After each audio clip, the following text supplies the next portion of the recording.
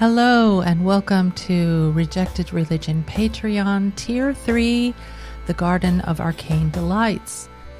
This month's episode is going to be different out of necessity. The guest I had scheduled sadly couldn't make it, so hopefully we can reschedule for that.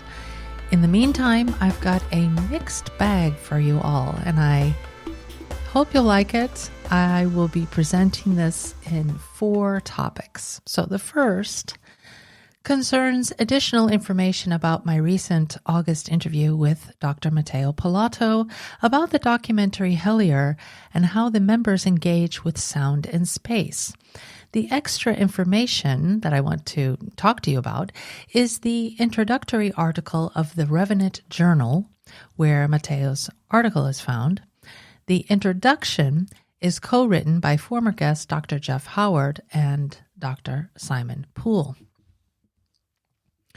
The article is the editorial introduction to their special issue on the occult, written by Jeff Howard and Simon Poole, as I mentioned, and it's a compelling invitation into a world where hidden knowledge, cultural resistance, and re-enchantment converge. The authors frame the occult not just as a set of mystical practices, but as a countercultural force, one that challenges dominant materialist and rationalist paradigms. They explore how the occult operates as both a mode of knowing and a mode of being, drawing on Gnosticism, ceremonial magic, and contemporary spiritualities. What's especially striking is their discussion of occulture, a term that I use a lot, and a term that blends occult and culture, to describe subversive networks of meaning-making across feminist, queer, neurodiverse, and anti-nationalist communities. This issue doesn't just theorize the occult, it animates it. From tabletop games like Invisible Sun to fan fiction and experimental music, the contributors show how modern technologies and media become vessels for magical thinking and cultural re-enchantment. It's a reminder that the supernatural isn't just a relic of the past. It's a living, breathing force in contemporary culture. If you're interested in how mystery, myth, and the ineffable continue to shape our world, I highly recommend reading the full issue. It's provocative, interdisciplinary, and deeply relevant to anyone exploring the intersections of art, identity, and alternative epistemologies.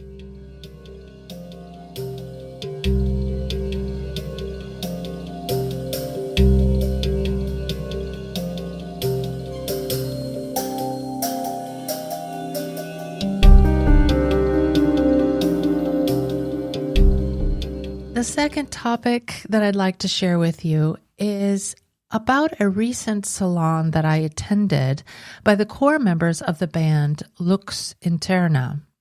This was a wonderful multimedia event that not only highlighted the wonderful musical work that Joshua and Catherine Ian are creating, but also their academic and educational work as well. Their website news page serves as both a dispatch and a devotional from Lux Interna, a band whose work blurs the lines between music, mysticism, and mythic storytelling. It introduces 2 singles called No Arrow and Like Wolves from their new album, New Wilderness Gospel, each steeped in desert imagery, spiritual reckoning, and emotional vulnerability. Some core themes: desert as liminal space. The Mojave Desert becomes a symbolic terrain for transformation, memory, and confrontation. It's a place where the sacred and profane intermingle, and where the self is stripped bare to encounter its fiercest truths. Reckoning and empowerment. The song No Arrow evokes a haunted nocturnal journey one of vulnerability turned into readiness. The protagonist no longer flees from danger but welcomes the confrontation, embodying a shift from fear to fierce self-possession. Wildness and devotion. The song Like Wolves is a sonic invocation of primal hunger and spiritual ecstasy. It explores the tension between sainthood and savagery, suggesting that true aliveness lies in embracing both. The wolves, exiled yet untamed, mirror the band's own search for authenticity and fire. And re-enchantment and resistance. The band's message is a call to re-enchant a disenchanted world. Through music, they offer a counter-narrative to cultural despair, encouraging listeners to create rather than capitulate, to find the feral space within that remains free. Lux Interna's communication is intimate, poetic, and deeply personal. Their writing invites listeners into a shared ritual space, one where music becomes a medium for healing, resistance, and communion. The page is not just promotional in nature, it's pastoral, offering care and connection in a fractured world. I will be interviewing Joshua and Catherine in the near future to delve deeper into their work, and I am looking forward to that, very much so. Joshua's academic work focuses greatly on the work of Jacob Boehme, a name you might recall from my earlier Spotlight interview with Lucinda Martin. In this essay, Joshua reinterprets Boehme's mystical theology through the lens of Michel Foucault's typology of technologies of the self. Rather than viewing Boehme's work as incoherent or esoterically opaque, Joshua argues that it constitutes a deliberate and therapeutic program of spiritual self-transformation. Boehme's engagement with sacrament and scripture is not merely doctrinal, it is existential and embodied. Some key themes and arguments from this article. The first is technologies of power versus technologies of the self. Joshua contrasts institutional religious practices as technologies of power, with Boehme's mystical reinterpretation of these as technologies of the self, tools for inner transformation rather than external control. The second is embodiment and corporeal imagination. Boehme's theology is deeply rooted in the body. Joshua emphasizes how Boehme's mystical insights arise from embodied experience, challenging Cartesian dualism and aligning with a more holistic, somatic spirituality. The third is erotic gnosis and creative hermeneutics. Boehme's approach to scripture is not literal or institutional, but imaginative and erotic, engaging the text as a living medium for self-discovery. Joshua situates this within a lineage of radical Protestant thinkers like Valentin Weigel and Kaspar Schwenkfeld, while also noting Boehme's divergence from Luther's sacramental theology. And lastly, countercultural spirituality. Boehme's mysticism is framed as a form of resistance, transforming Protestantism from a reformist movement into a countercultural spirituality centered on personal gnosis and creative becoming.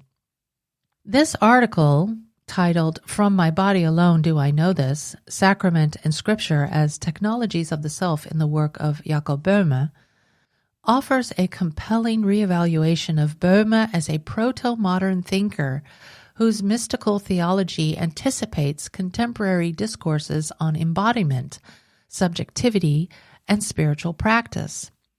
Joshua's fusion of Foucauldian theory with early modern theology opens new pathways for understanding Boehme not as a marginal mystic, but as a visionary architect of spiritual selfhood.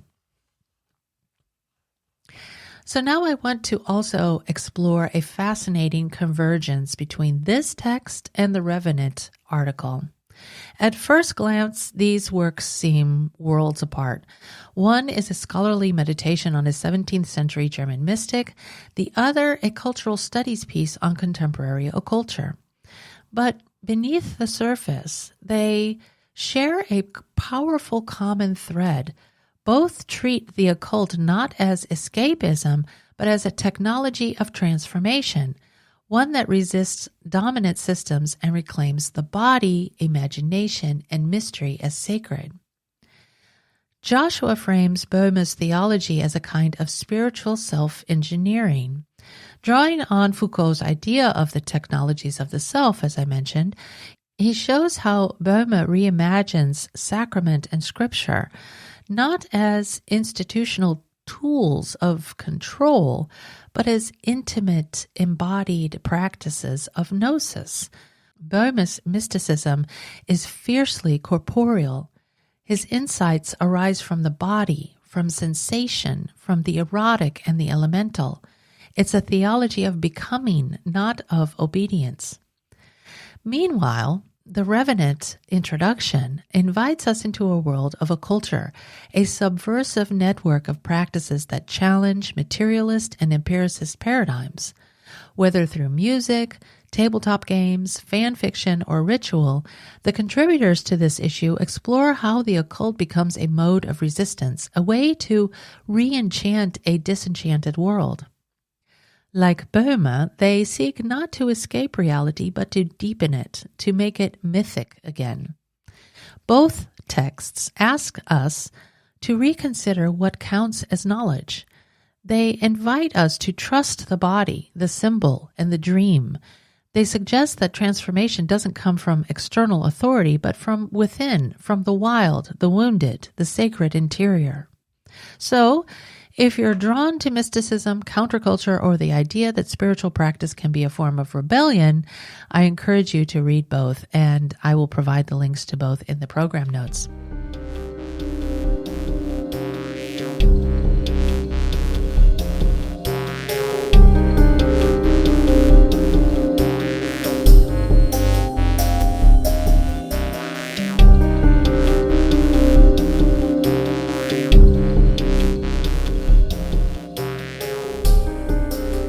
Moving to the third topic, I want to follow up on my interview with Dr. Sue Terry and her episode wherein she discusses Sylvia Townsend Warner's novel, Lolly Willowes, a deceptively quiet novel that, upon closer inspection, offers a radical reimagining of feminine autonomy through occult symbolism.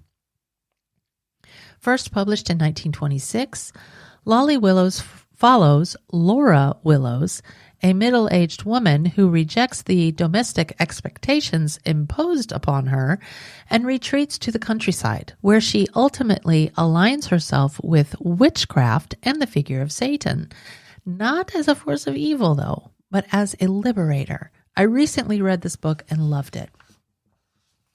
Warner's narrative is subtle but subversive.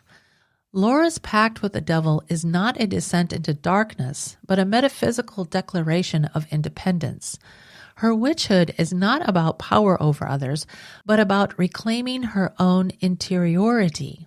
This aligns well with the thesis of Per Faxneld's book called Satanic Feminism, which traces how 19th and early 20th century women writers reappropriated Satan as a symbolic figure of resistance against patriarchal religious structures. In this framework, Satan becomes a counter-mythic figure, one who enables the reclamation of agency, desire, and spiritual sovereignty.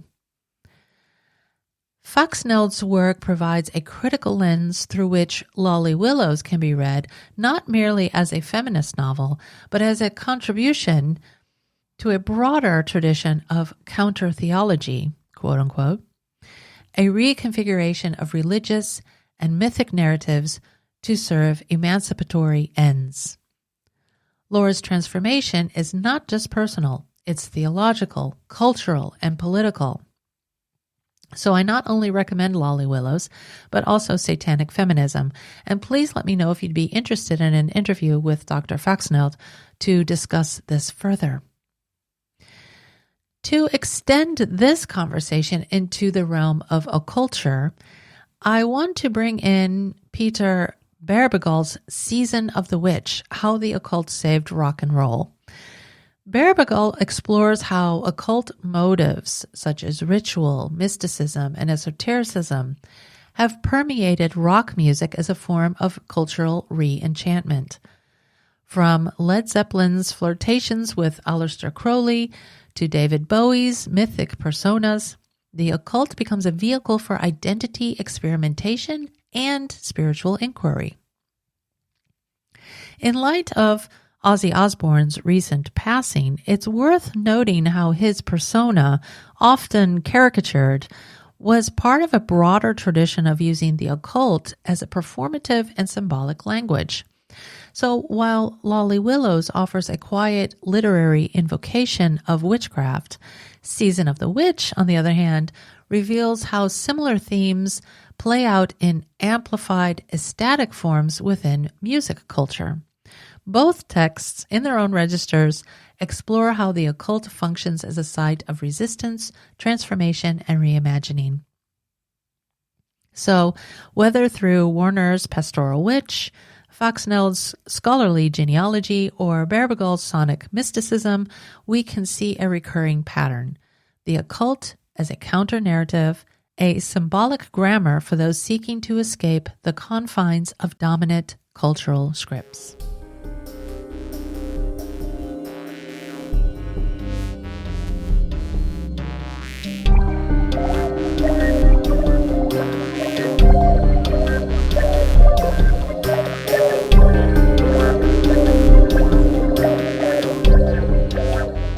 The fourth and last topic deals with a new area that I am interested to do more research into, that of forgotten languages. Now, this is a rabbit hole. The website called Forgotten Languages has long intrigued internet sleuths and fringe researchers alike. Known for publishing encrypted articles in dozens of constructed languages, it presents a surreal blend of speculative science, cryptography, and metaphysical inquiry. Recently, it was reportedly named in a document submitted to the U.S. Congressional Record in connection with investigations into unidentified aerial phenomena, or UAPs. While the mention may have been part of a broader disclosure rather than a formal entry, it adds another layer of mystery to an already enigmatic project. One of the more compelling speculative connections is between Forgotten Languages and the Cybernetic Culture Research Unit, or the CCRU. Though no formal link exists, the conceptual overlap is striking. The CCRU, active in the late 1990s and early 2000s, was known for its theory fiction, a hybrid of academic theory, cyberpunk aesthetics, and occult symbolism. Forgotten Languages seems to mirror this approach, offering dense, abstract texts in invented languages, often accompanied by surreal imagery and bibliographies referencing obscure or encrypted sources. Both the CCRU and Forgotten Languages explore themes of non-human intelligence, alternate dimensions, and post-linguistic communication. The CCRU's concept of hyperstition, ideas that become real through belief and repetition, seems to resonate strongly with Forgotten Languages' cryptic narratives. Some online theorists suggest that Forgotten Languages may be a spiritual successor to the CCRU, or even a hobby project inspired by its accelerationist philosophy. Nick Land, a key CCRU figure, is occasionally speculated to be involved, although no direct evidence supports this claim. As for the purpose of Forgotten Languages, it remains layered and elusive. According to statements from the site's curator, known as Iendril, I hope I'm pronouncing that properly, the project is intended to share knowledge among members of a private organization. It features over 40 constructed languages, often described as cryptolex. These are used to encode the articles, making them inaccessible without specialized linguistic knowledge. The site's research themes allegedly span artificial intelligence, consciousness, cryptography, speculative futures, extraterrestrial civilizations, and esoteric knowledge. Some believe the project aims to engineer a universal language by mapping what is known as phonemes to brain states, potentially reconstructing a proto-human language or creating one suited for post-human or alien communication. Others interpret the languages as tools for privacy protection and spiritual transhumanism, allowing communication beyond conventional human boundaries. I told you this is a rabbit hole. Each article typically includes a surreal image, a title, main text in a constructed language, sometimes mixed with English, and a bibliography. The site is reportedly maintained by a small group of contributors led by Iendril. Speculation suggests it may be a collective of linguists, scientists, and theorists working on fringe ideas, possibly with ties to intelligence or defense communities. So, in essence, it seems like Forgotten Languages is part linguistic experiment, part philosophical manifesto, and part digital mystery. Whether it's a hyperstitional engine, a private research archive, or a post-human communication platform, it challenges the assumptions about language, meaning, and the boundaries of human cognition. And that's why I thought this was very intriguing. This topic, as far as I can tell at this point, appears to have strong ties to the subjects discussed by two of my former guests, Bob Clunas and David Metcalf, who talked about CCRU and UAPs respectively. After doing a bit of digging, I have found another scholar's article that might be of interest to this by Gabriel G. de la Torre, entitled Psychological Aspects in Unidentified Anomalous Phenomena, or UAP, Witnesses. Now, this study investigates the psychological impact of encountering UAPs, focusing on 93 direct witnesses among a larger survey sample of 245 participants. The research identifies a recurring psychological profile among witnesses, which De La Torre terms the UAP Deep Psychological Engagement Triad, or UAP-DPET.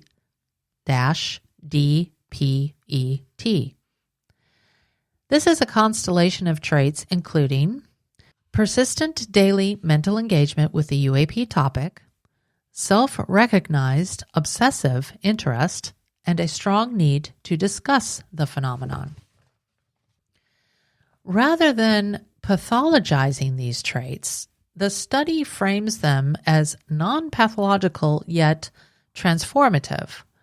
Witnesses often report life-altering shifts in perception, spirituality, and worldview following their encounters.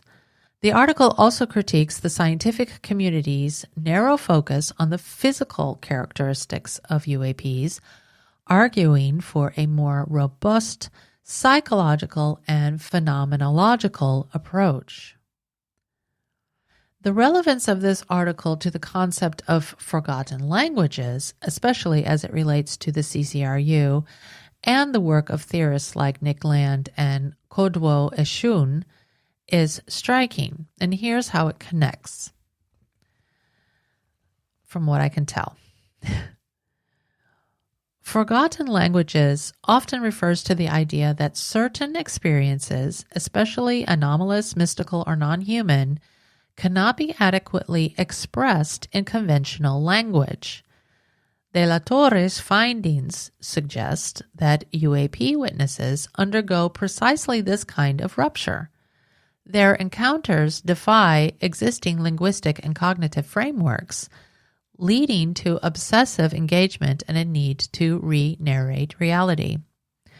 This aligns with CCRU's interests in hyperstition, fictional constructs that become real through belief and repetition, and the breakdown of normative semiotic systems. The article also discusses how UAPs push perception and cognition to their limits, creating dissonance and destabilizing belief systems.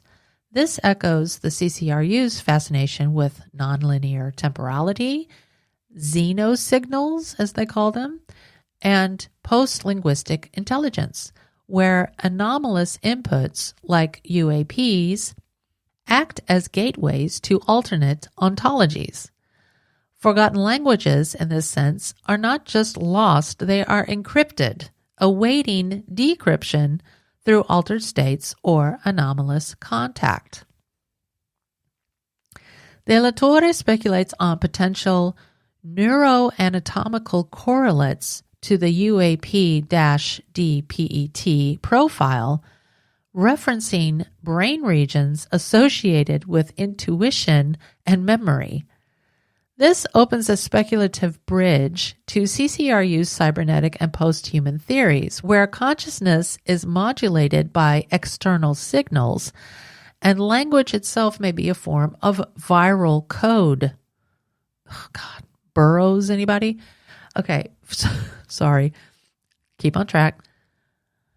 Forgotten languages could be seen as latent neural architectures activated by anomalous stimuli. Now, this is all very new to me. I am still doing research into this, and I'm still looking into this to see if I can make sense of this.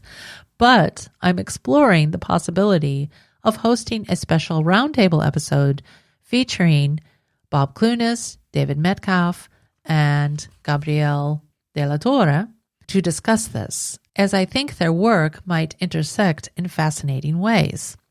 Each of these guests brings a unique lens to the conversation. Bob has explored the speculative terrain of the CCRU, where theory, fiction, and myth blur into experimental thought. David has dived into the cultural and psychological dimensions of UAPs, asking what these experiences reveal about consciousness and belief. And Gabrielle is a cognitive scientist who studies the psychological profiles of UAP witnesses, offering insights into how anomalous encounters reshape perception and identity. And I would add consciousness to that as well. Together, I think they form a constellation of sorts of thinkers whose expertise might be able to unpack this topic of forgotten languages. This idea that there are modes of knowing, speaking, and sensing that lie outside conventional frameworks. Now, these might be linguistic, symbolic, or even neurological. I don't know. They might emerge in moments of rupture, mystery, or contact with the unknown, as is seen in the article by De la Torre. It would take some coordination across time zones, but I think it could be a truly special offering. So I'd love to hear from you, whether you're a Patreon supporter, podcast listener, or someone who follows my work on Vimeo or YouTube. Would you be interested in a roundtable like this? Let me know in the comments, messages, or wherever you engage with my content. Your feedback will help shape what comes next. So if you're listening, Bob and David, please reach out to me. Let me know what you think. In closing, this episode has examined the intersections of sonic ritual, feminist resistance, and anomalous cognition through diverse cultural and theoretical lenses.